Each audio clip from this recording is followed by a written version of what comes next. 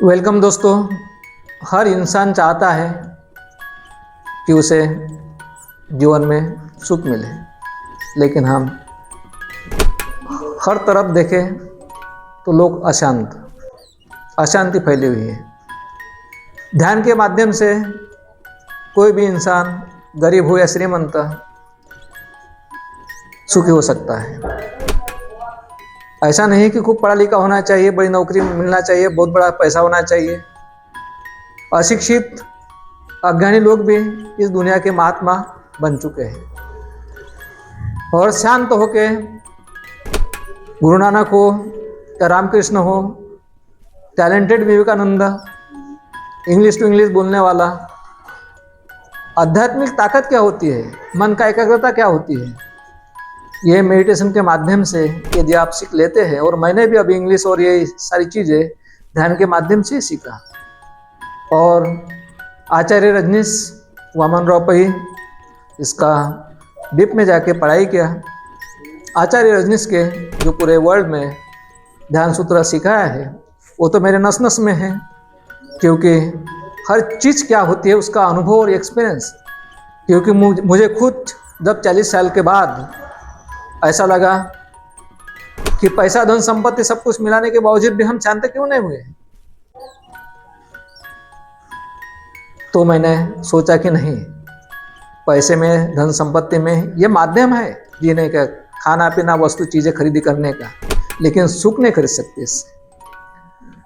तो रजनीश के जो ध्यान प्रवचन जो दिए हैं वो शांति सुख का, आनंद का, और वामनराव पै की जो जीवन विद्या मराठी मध्ये, रजनीश की हिंदी में है, इंग्लिश में ज़्यादा है, और मेरे पास सब मिक्स है। English is the world language, English में भी थोड़ी बहुत चीज़ें हम बताते हैं। हिंदी भारत की भाषा, वो भी हमें आती है, और मदर टंग, मातृभाषा, लाजवाब। हम हर अपनी फीलिंग्स अपनी मातृभाषा में कह सकते हैं। तो ये ध्यान माध्यम से मैं आपको स्टार्टिंग में बताना चाहूँगा, कोई भी इंसान शांति सुख का धनी हो सकता है, लेकिन उसके लिए अपने भीतर में, अपने मन की गहराई में जाना होता है, आत्मशोध लेना होता है, और क्या कमी होती है, क्या दुखद घटना आती है, वही विचारों में हम रहते हैं, तो उसे दूर कैसा करना चाहिए। और जीवन 4 दिन का ये जीवन है हमारा, कोई हमेशा रहने वाला नहीं है। तो 4 दिन के मुसाफिर हम जो इस धरती पे आए हैं, अपना अपना ये मेरा, इसमें मैं तू, इसे सब गड़बड़ हो जाती है। तो इस दुनिया में कुछ भी अपना नहीं होता, ये सोच के यदि इंसान जीता है तो हर कोई इंसान शांति सुख का धनी हो सकता है। अभी एक मैं थोड़ा सा उदाहरण बताना चाहूँगा। मेरा एक मित्र, दोस्त, जब मेरे बाजू में सत्य, संत, सदगुरु, इसकी फोटो जब देखा, क्योंकि वो रूढ़ी परंपरावादी है, जब उसने देखा तो उसको राग, गुस्सा आ गया मेरा, और उसने कहा कि तू पागल हो गया है, ये क्या लगा के बैठा है तू, अरे इसको सबको हटा, इसमें कोई दम नहीं है, ये हमारा जो है, ये बुद्ध है, या तो हमारा उसका जो है उसका बुद्ध ही है, समझ लो। तो उसने कहा उसको उसके सिवाय, क्योंकि मैं भी अभी तक के 40 साल में बुद्ध का ही अनुयायी था, लेकिन जब अपने भीतर में देखा, मैंने अपने भीतर में जब देखा, तो मुझे पता चला कि सच्चा हर कोई संत वो बुद्ध ही है। इसलिए मैंने उसको भी उसके बाजू में रखा। ऐसा नहीं कि बुद्ध को हटाए, लेकिन उसको यह मंजूर नहीं था। उसको अचानक लगा कि ये बुद्ध वाला इंसान, इसमें ऐसा कैसा हो गया, और मैं भी बुद्ध वाला, अरे ये तो कोई अलग रास्ते से जा रहा है।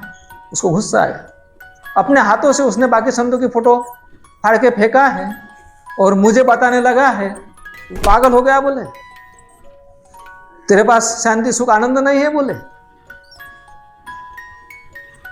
ये तो तू अपना बिजनेस ये भी छोड़ दिया बोले, और ये ट्यूशन क्लास ले रहा है बोले, सच में तू पागल हो गया। मैंने उसको कहा, मेरे दोस्त, पागल कौन हो चुका है?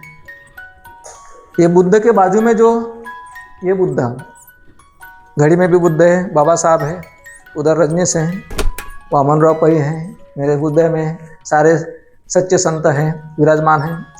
तो मैंने कहा उसको, दोस्त मैं क्या करूं? अभी तुझे लगता है कि मैं शांत नहीं हूं, मैं पागल हो चुका हूं, तो मैं क्या करूं? उसने कहा, इगतपुरी में जा बोले तू, इगतपुरी में जा बोले। मैं भी गया था बोले, इगतपुरी में जाके ध्यान साधना करके मैं आया बोले, इसीलिए मैं सुखी हो गया बोले। तो मैंने कहा, ध्यान साधना करने के बावजूद भी तू इतना गुस्से में है, क्रोध ये इंसान का शत्रु है, तो क्रोधी इंसान सुखी कैसा हो सकता है बोला। इगतपुरी क्या, जगतपुरी क्या, पूरी दुनिया में कहीं भी जाने वाला इंसान जब अपने गुस्से को, क्रोध को, षड विकारी वृत्ति को, काम, क्रोध, मोह, मद, मत्स्य, माया, ये सारी चीजें जो है ये विकृति है, जब तक कि ये अपने मन में द्वेष भावना रहेंगी, हम सुखी और शांति खुद भी न रहेंगे, दूसरों को भी होने न देंगे। तो ये बातें मैंने उसको कहा तो और भी ज़्यादा खवलने लगा है।